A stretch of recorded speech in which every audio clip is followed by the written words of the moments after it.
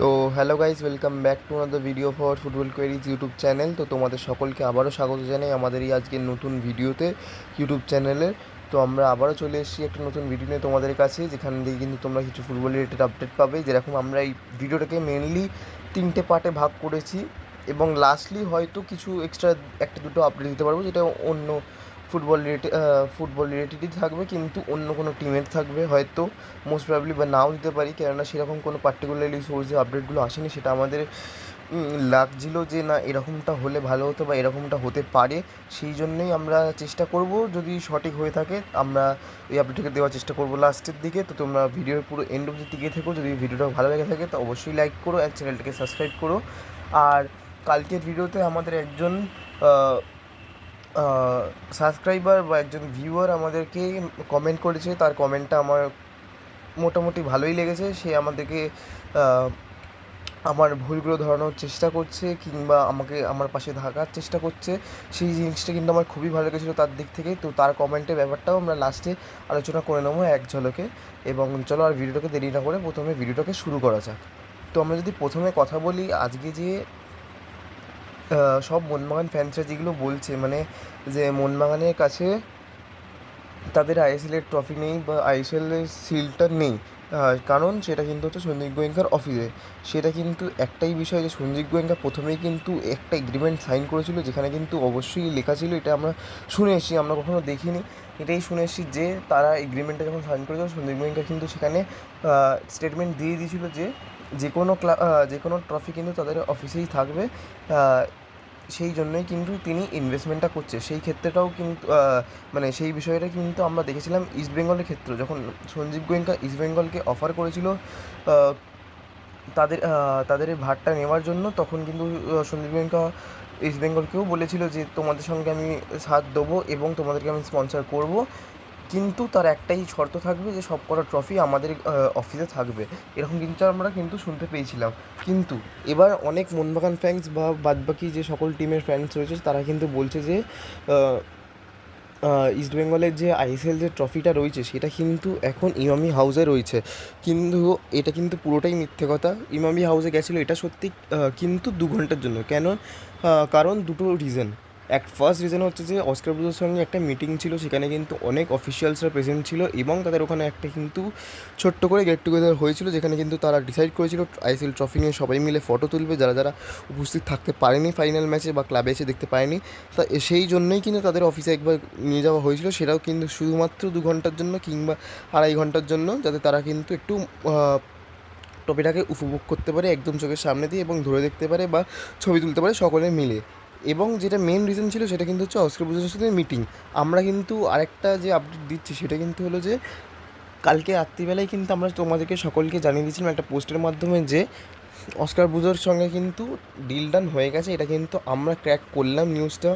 Most probably আমি যতদূর জানি এখন অব্দি ইউটিউবে কিন্তু সবাই জানে না এই বিষয়টা, বা জানলেও হয়তো ক্র্যাক করার জায়গায় পৌঁছায়নি, বা ভিডিও বানিয়ে রেখেছে তারা পোস্ট করতে পারে, সেসব মতো ব্যক্তিগত তাদের ব্যাপার। কিন্তু মেন যেটা হলো, অস্কার ব্রুজের সাথে কিন্তু কন্ট্রাক্টটা ডিল একটা ডান হয়ে গেছে। সেটা কত ইয়ারে সেটা কিন্তু আর কিছু দিনের বা কিছুক্ষণের মধ্যে কিন্তু প্রকাশ আসতে চলেছে, এবং যখনই আসবে সেটাও কিন্তু আমরা তোমাদের সকলের সামনে তুলে ধরবো। কিন্তু এই যে অস্কার ব্রুজ যে রয়ে গেল, এটার জন্য যে এতটা হেল্পফুল হতে পারে ইস্টবেঙ্গল, মানে কতটা হেল্পফুল হতে পারে সেটা কিন্তু আমরা সবাই জানি। অস্কার ব্রুজ যে লেভেলের ট্রেনিংটা দিয়েছে, এমনও টাইম গেছে যে তার কিন্তু ট্যাকটিক সবাই ধরে ফেলছে, কিন্তু সেইগুলো দিকগুলো বাদ রেখে অস্কার কিন্তু তার পরিকল্পনা নিয়ে খেটে গেছে দিনরাত, এবং তার কষ্টের ফল কিন্তু তিনি আইএসএল ট্রফিটা জিতে পেয়ে গেছেন। এবং সেই কারণেই কিন্তু আমাদের যে ক্লাবের অফিসিয়াল নিতু জেঠু, সে কিন্তু জানিয়েছে যে অস্কার ব্রুজকে কিন্তু তিনি আপ্রাণ চেষ্টা করবে রাখার জন্য, এবং তিনি কিন্তু সক্ষম হয়েছে আমাদের কাছে যতটা আপডেট রয়েছে, কেননা ডিল কিন্তু ডান হয়ে গেছে অস্কার ব্রুজের সাথে। এবং কালকে যে অফিসিয়ালসের সঙ্গে মিটিং হয়েছিল অস্কার ব্রুজের, সেখানেও কিন্তু খবরে জানা গেছে যে অস্কার ব্রুজো কিন্তু চাইছে আরও 3 বিদেশি। অফকোর্স ইস্ট বেঙ্গল টিমে হয়তো একটা বা দুটো বিদেশি চেঞ্জ হতে পারে, কিন্তু প্রথমে যে নামটা উঠে আসে সেটা কিন্তু হচ্ছে অফকোর্স অ্যান্টন সজবার্গ। তার কিন্তু পারফরমেন্সটা একটা ডিসেন্ট লেভেলের ছিল, একটাই গোল রয়েছে মাত্র, গেম টাইমের অভাব রয়েছে ঠিকই, কিন্তু যখন ফুল 90 মিনিটস বা অ্যাভাব 70 মিনিট কি 60 মিনিট খেলেছে তাতেও কিন্তু তিনি গোল করতে সক্ষম হয়নি, এবং গোলের সামনের থেকে অনেক সুযোগ এসেছিলো, সেখান থেকেও কিন্তু তিনি অনেকগুলো মিস করেছে, আমরা দেখে এসেছি। সো ইস্টবেঙ্গল ম্যানেজমেন্টে কিন্তু চাইছে তাকে প্রথমে মানে রিপ্লেস করার একটা ভালো বিদেশি স্ট্রাইকার দিয়ে, এবং আরও বাদবাকি যে 5জন বিদেশি রয়েছে তাদের মধ্যে থেকে যে কোনো একজনকে হয়তো সাইড করবে, এবং তার ফলে কিন্তু আরও একজন বিদেশি আসবে রিপ্লেসমেন্ট হিসাবে। টোটাল 2টো বিদেশি হলো, এবং এফসি কাপের জন্য একটা এক্সট্রা বিদেশি আনতে চলেছে, এটা আমরা কিন্তু শুনতে পাচ্ছি আপডেট হিসাবে। এবার আমরা যদি কথা বলি সরাসরি মোহনবাগানকে নিয়ে, মোহনবাগানের বিষয়টা দাঁড়িয়ে এসছে এখন তাদের ফিটনেস ইস্যু নিয়ে। যেমনটা আমরা তোমাদেরকে কালকের আপডেটে বলেছিলাম যে এই কটা 4টে প্লেয়ারকে ছাড়তে পারে। প্রথম Dimitri Petratos, second Jamie Maclaren, third Tom Aldred, এবং ফোর্থ রবসন রবিনো।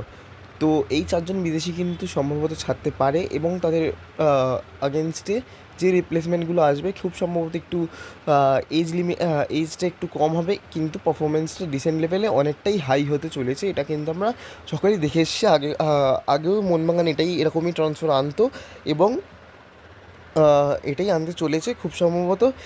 দুটো প্লেয়ার কিন্তু ফ্রান্সের হতে চলেছে, এবং একটা প্লেয়ার কিন্তু অস্ট্রেলিয়ার, এটা কিন্তু আমরা শুনতে পাচ্ছি, এটা কিন্তু পারফেক্ট খবর না, কিন্তু এই যে 4জন যে বিদেশি যে চেঞ্জ হতে চলেছে এটা কিন্তু মোস্ট প্রবাবলি 90% কিন্তু সঠিক হওয়ার চান্স বেশি। তো এবার যে আরেকটা যে খবর রয়েছে মোহনবাগান রিলেটেড, সেটা কিন্তু হচ্ছে আজকের যে ইন্ডিয়ার যে ম্যাচ রয়েছে তার জন্য যে স্কোয়াডটা বানাচ্ছিল খালিদ জামিল, সেখানে কিন্তু মোহনবাগানের থেকে 7জন প্লেয়ারকে কিন্তু ইন্ডিয়ান স্কোয়াডে চেয়েছিল খালিদ জামিল। সেখানে কিন্তু মোহনবাগান একটাই বিষয় জানিয়েছে যে যে ইউনিটি কাপটা হচ্ছে, যেখানে কিন্তু এই ইন্ডিয়ার যে আজকের ম্যাচটা, সেই টুর্নামেন্টটাই কিন্তু কোনো ফিফা লাইসেন্স দেয়নি, মানে ফিফার কিন্তু কোনো সংযুক্ত নেই, এরকম মোহনবাগান ম্যানেজমেন্ট জানিয়েছে, এবং সেই ফলেই কিন্তু তারা 7জন তাদের টিমের প্লেয়ারকে ছাড়েনি। একটাই রিজন যে এই যেহেতু ফিফা এই সংযুক্ত নেই এই টুর্নামেন্টে, সো যদি কোনো প্লেয়ারের চোট হয় তখন কিন্তু তার দায়বদ্ধ নেয় না ইন্ডিয়ান ফুটবল টিম, সেই জন্যই কিন্তু মোহনবাগান ম্যানেজমেন্ট কিন্তু তাদের প্লেয়ারদেরকে ছাড়েনি। অপরদিকে একটা 20 জনের মোটামুটি স্কোয়াড ঘোষণা করেছে খালিদ জামিল, এই 7জন প্লেয়ারকে বাদ রেখেই। তো সেখানে কিন্তু তোমরা এখানে দেখতে পাচ্ছ যে কে কে রয়েছে। এখানে কিন্তু আমি আরও 2-3টে প্লেয়ারকে দেখলে হয়তো খুশি হতাম, যেরকম ইস্টবেঙ্গল দিয়ে আমরা বলছি, কেন ইস্টবেঙ্গলের প্লেয়ারগুলো এখানে অনেক খেটেছে এই বছরে। তো প্রথমে আমরা যদি দেখতে পারতাম এডমন্ডকে নিয়েছে, যেটা তো একটা ডেফিনেটলি ভালো চয়েস হবে, সেই মিডফিল্ডে খেলতে পারে, ক্যামে খেলতে পারে, রাইট উইং লেফট উইং যেখানে খেলাবে, স্ট্রাইকারও খেলতে পারে। তো এডমন্ড কিন্তু একটা ভালো চয়েস হয়েছে, এবং সে কিন্তু মাঝমাঠটা কন্ট্রোল করতে পারবে, কেননা আমরা জানি যে মোহনবাগানের যে 7জনের থেকে 4জন খুব সম্ভবত হয়তো মিডফিল্ডেই খেলে।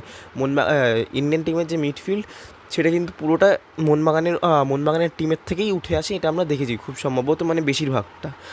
তো সেখানে কিন্তু যেহেতু খামতি রয়েছে, সেখানে কিন্তু এই আজকের ইন্ডিয়ান টিমে কিন্তু মাঝমাঠটা একটু নড়বড়ে লাগতে পারে। তো সেই জায়গায় যে জেকসন এসছে সেখানে কিন্তু জেকসন একটু মাঝমাঠটা কন্ট্রোল করে খেলতে পারবে এখানে, এবং সেখানে যদি আমরা পাশাপাশি আরও 2জন প্লেয়ারকে দেখতে পারতাম, যেরকম রাইট ব্যাকে যে রাকিব কিন্তু এই বছরে নো ডাউট ভালো পারফরমেন্স করেছে, এবং ধারাবাহিকতা রেখেছে তার খেলার মধ্যে, এবং যে কনসিস্টেন্সি আমরা দেখেছি যে লাস্ট ফিউ ইয়ার্স, মানে লাস্ট 3 বছরের মধ্যে তিনি কিন্তু একদম আগুনে জ্বলে ওঠার মতো পারফরমেন্স দিয়ে যাচ্ছে ইস্টবেঙ্গলের হয়ে। সে কিন্তু রাইট ব্যাকটা পুরো চুস্ত করে ফেলেছে, এবং তাকে যদি ইন্ডিয়ান টিমে দেখতে পারতাম হয়তো ইন্ডিয়ান টিমের জন্যও ভালো হতো, খালিদ জামিলের জন্য ভালো হতো, এবং আমাদের ভিউয়ার্সদের এবং আমাদের সাপোর্টার ইন্ডিয়ান টিমে তাদের জন্যও ভালো হতো, এবং হয়তো আমরা কিছু রাইট ব্যাকটায় ভালো কিছু উপভোগ করতে পারতাম, যেখানে কিন্তু আমাদের রাইট ব্যাকটাই উইন হতো অপোনেন্টের লেফট উইংকে ডিফিট করে। এবং পাশাপাশি আমরা যদি আনোয়ার আলীকে দেখতাম, আনোয়ার আলী হয়তো মোস্ট প্রবাবলি যে ইনজুরিটা রয়েছে হালকা, সেই ইনজুরিটার জন্যই খালিদ জামিল তাকে কল আপ করেনি, এবং সাথে সাথে আমরা যদি দেখতে পারতাম যে বিপিন যে আমাদের ইস্টবেঙ্গলের ক্লাবের হয়ে এতটা সুন্দর মতো খেলেছে, তার স্পিড, তার ড্রিবলিং স্কিল, তার ফিজিক্যালিটি একটু কম হলেও কিন্তু সে যেই পরিমাণে কঠোর পরিশ্রম করেছে এবং যেভাবে খেলেছে সেই দেখে কিন্তু তাকে নেওয়াই যেত, এবং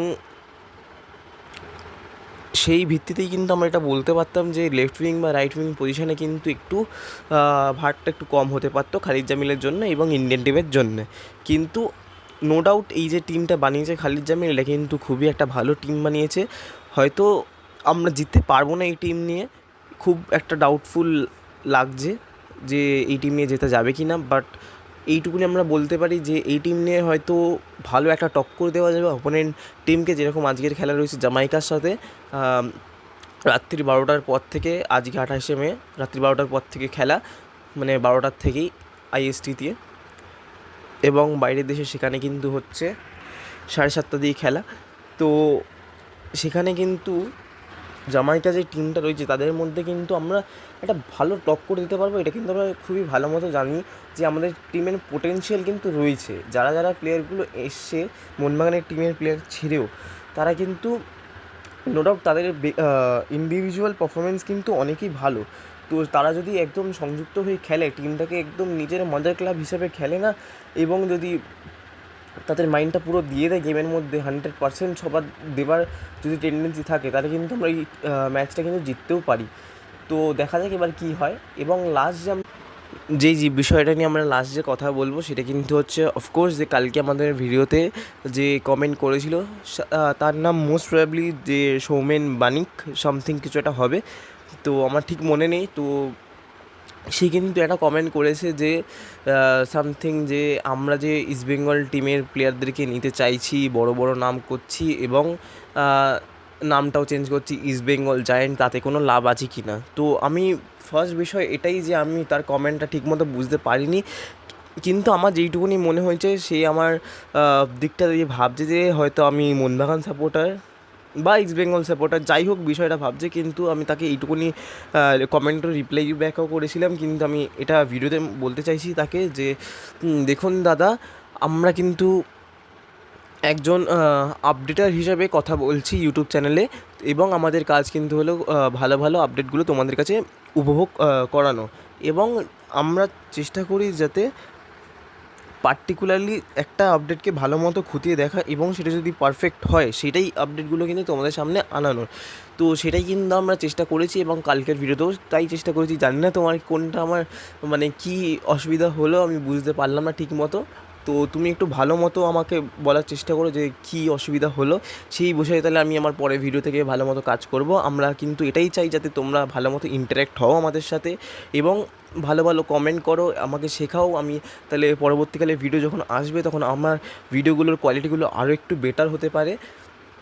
তো এই বিষয়ে আর কিছুই বলবো না, তোমরা কিন্তু শুধু ভালো মতো কমেন্ট করো, আমাদেরকে শেখাও, আমরা যাতে পরবর্তীকালে ভিডিওতে আরও গ্রো করতে পারি, আমাদের চ্যানেলটা যেন আরও গ্রো হয়, এবং তোমাদেরকে ভালো আপডেটগুলো দেওয়াই কিন্তু আমাদের মেন মোটিভ। তো এই ভিডিওতে এই কথাই আপডেট দেওয়ার ছিল, এবং যদি তোমাদের ভিডিওটা ভালো লেগে থাকলে অবশ্যই চ্যানেলটাকে লাইক করো, সাবস্ক্রাইব করো এবং ফলো রেখো।